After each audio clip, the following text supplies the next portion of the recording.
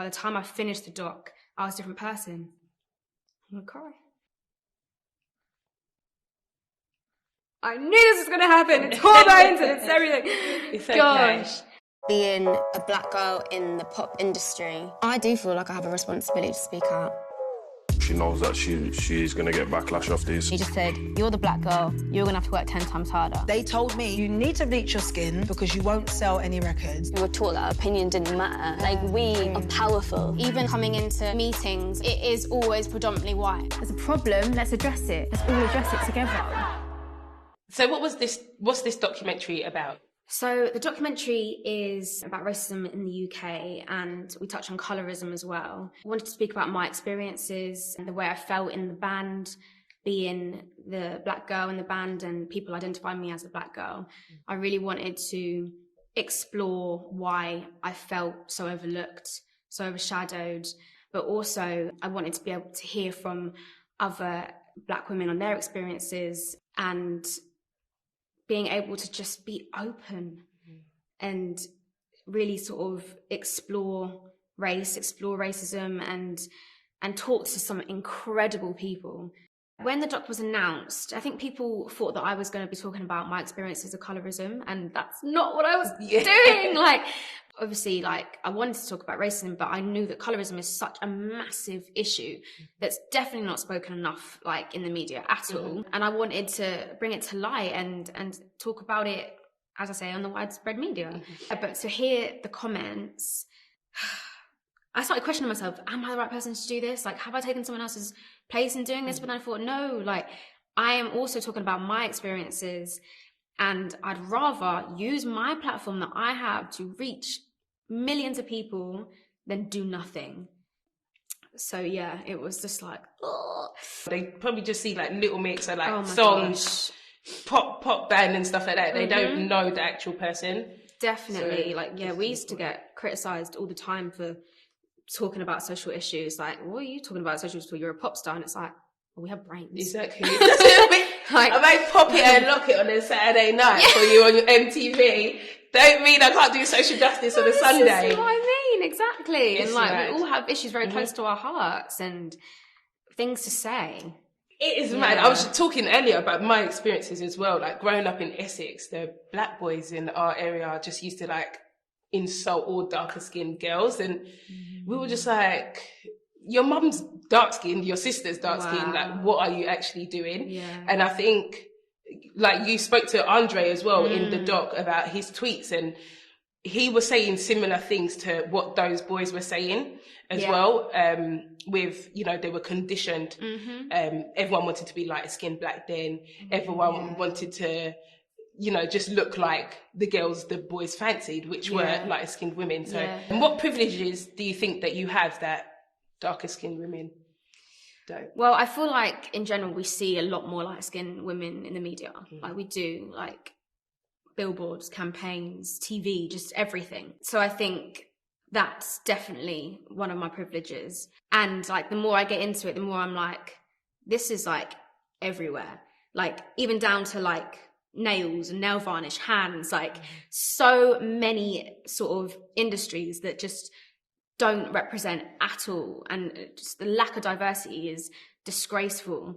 So I think however I can be a part of some sort of help to that and be an ally to that, like, that's exactly what I want to do.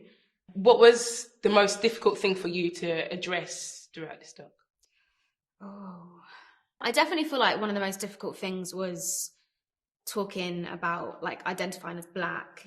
Because I know how bad colorism is and how dark-skinned people are not represented enough in the media at all. And I understand sometimes the frustration of me saying that I identify as black when I am evidently lighter.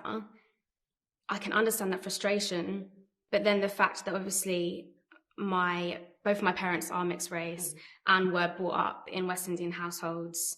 In turn, I was brought up in a West Indian household. And that's always something that I have just identified as. To be honest, the whole thing was hard because it's just like, us as a society, we're not used to having really open conversations about race. Like, it's only now where the world has finally woken up and the world finally wants to talk about it and address it. So it's like, these conversations are new, and I can't wait till the moment where it feels like second nature. We've got a long way to go. We've got a long way to go, a but long way. From last year, a lot has happened and a lot is happening. I know.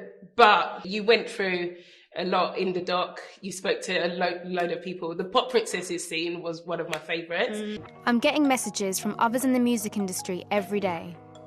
I want to hear their experiences face to face to help decide how I can use my platform in this fight. As well as Keisha from the Sugar Babes, I've invited Alexandra Burke, R&B soul artist Neo, And I hadn't really seen someone that looked like me. and singer-songwriter Ray. Why do I feel like invisible? And for so long, people would say to me, it's in your head. You broke down in that scene. Yeah. What was going through your mind when you were speaking to, Keisha, Ray? I feel like it was a really overwhelming moment of the doc. I think to be able to be in a room with these incredible ladies that have all experienced such like devastating things to do with race, like, it's just, I think a lot of people are going to be shocked by it. And one thing that's like actually comes to my head right now is being told to bleach my skin. Being told that I'm too dark to be in the industry. I'm going cold talking about it because I really actually don't like talking about it.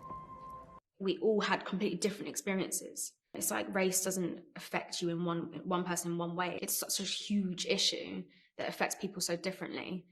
So I really thought that I was going to have similar experiences to Keisha, so Keisha being the only black girl in her group, but hers was completely different to mine. And I think the fact that her world was a lot more diverse, like her fan base and things like that. So it was really interesting to just hear other people's accounts.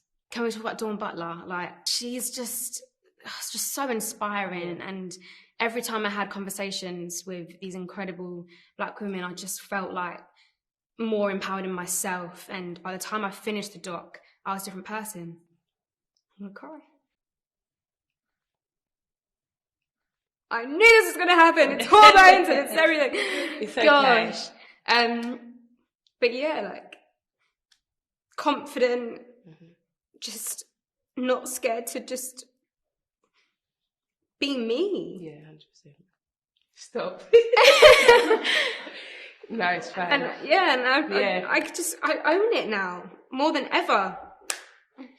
Who do you want to watch this doc? Who is that one person you want to watch? What kind of audience do you want to watch and reflect on? I feel like there are a lot of people out there that don't necessarily understand how deeply ingrained racism is and how it really does affect so many people of colour, so many black people. And I feel like, especially with my fan base, it is predominantly white. And I want them to feel enlightened and watch it and learn something, but also think, what can I do? What can I do to help? What can I do to carry this conversation on? That's like the main thing I want people to take from it. Like, it's time to take action, and I want everyone to get involved and realize that their voice matters as well.